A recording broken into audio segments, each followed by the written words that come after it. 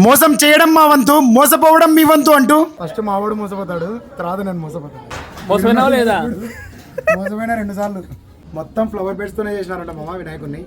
ఇలా ఉన్న విగ్రహాన్ని ఫ్లవర్ బెడ్స్ తో ఎలా తయారు చేశారో చూసేద్దామా. అసలు మనం ఇక్కడ ఎలా మోసపోతామో, అసలు ఈ విగ్రహాన్ని ఎవరు తయారు చేశారు, ఎలా తయారు చేశారు ఈ వీడియోలో మీ కళ్ళతో చూసేయండి. నా వాయిస్ తో అర్థమయ్యేలా చెప్తా. ఇదంతా తెలుసుకోవాలంటే మన నంద్యాల నూనెపల్ల దగ్గరికి అయితే వచ్చేయాలి. కరెక్ట్ గా చెప్పాలంటే వాటర్ ట్యాంక్ బ్యాక్ సైడ్ అయితే వచ్చేయండి. పదని మామ మోసపోతాడు. ఇక్కడ లోపల ఎంట్రెన్స్ అవ్వడానికి 2 ఎంట్రెన్స్ అయితే ఉన్నాయి. మొదటి ఎంట్రెన్స్ నుండి వెళ్ళా ఒక బుజ్జి వినాయకుడు అయితే కనపడ్డాడు. రెండవ ఎంట్రెన్స్ నుండి వెళ్ళా బయటికి అయితే వచ్చేసా. అసలు ఎలా వెళ్ళినా మాకైతే అర్థమే కాలేదు వినాయకుడి దగ్గర ఎలా చేరాలో. మళ్ళీ దాడి చేసుకుంటూ అని చెప్పనే మనకి. ఇలా మేము ఒకసారి కాదు 2 సార్లు కాదు చాలా సార్లు అయితే తిరిగి. వీళ్ళు చేసిన మోసం మామూలుగా లేదు మామ.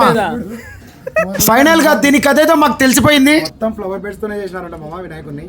మీరు తెలుసుకుంటే ఈ అందమైన మొత్తంగా ఈ ఫ్లవర్ బెడ్స్ తో తయారు చేసిన గణనాథుని అయితే మీరు చూడొచ్చు. నంద్యాలలో 9 రోజుల పాటు దర్శనమిచ్చే గణనాథుల్లో ఈ గణనాథుడు కూడా ఒకరు మామ. నూనెపల్లెలోని మారుతినగర్ స్ట్రీట్ కి ఆపోజిట్ లో ఉన్న స్ట్రీట్ ప్రతి సంవత్సరం లక్ష్మీకాంత్ గారు వెరైటీగా తయారు చేస్తూ శ్రీ కాణిపాక వరసిద్ధి వినాయక యూత్ వాళ్ళు అయితే అందిస్తున్నారు. లేట్ చేయకుండా వచ్చి మంచి ఎక్స్పీరియన్స్ అయితే పొందండి. వీలైతే లైక్ చేయి, లేదంటే షేర్ చేయి. అంతే మామ, ఉంటామమ్మా.